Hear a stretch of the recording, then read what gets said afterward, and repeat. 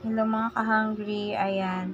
Ito yung isa sa mga loot bags na ginawa ko na mga pang giveaways ko sa mga kiddos dito sa area na sa lugar po namin.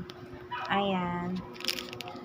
Kahit konti, masaya na rin po yan sila kapag naka-receive ng mga loot bags. Giveaways ko yan. Giveaway yan. Ito sa mga girls yan, ang dami nila. 39 person yung mga girls. Tapos ito sa mga boys, actually hindi pa po tapos yung mga loot bags ko, mga giveaway ko kasi busy pa ako. Hindi pa talaga tapos. Incomplete pa po yan lahat. Tapos ito pa yan.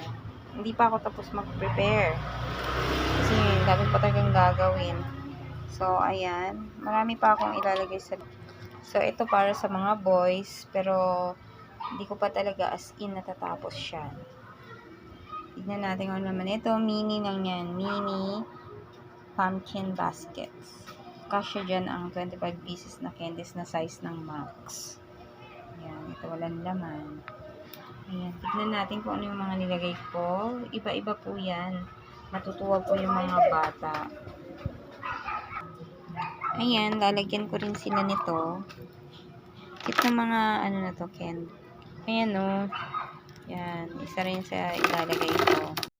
Ito rin, mga lipstick candy rin yan.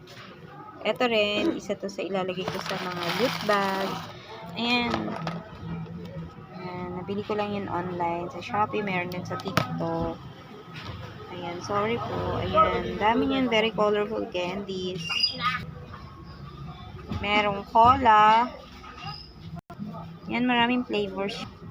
Lahat yan, oh, yan, dami yan. Yan, nilagyan ko rin siya ng mga assorted lollipops, mga monster lollipops, Halloween.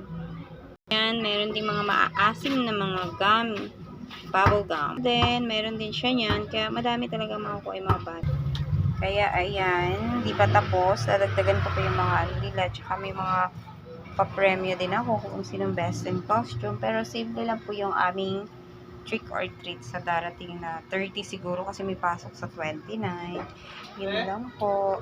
Silipin muna natin yung isa sa laman ng loot bags. Ayun. Pero dadagdagan ko pa po yan.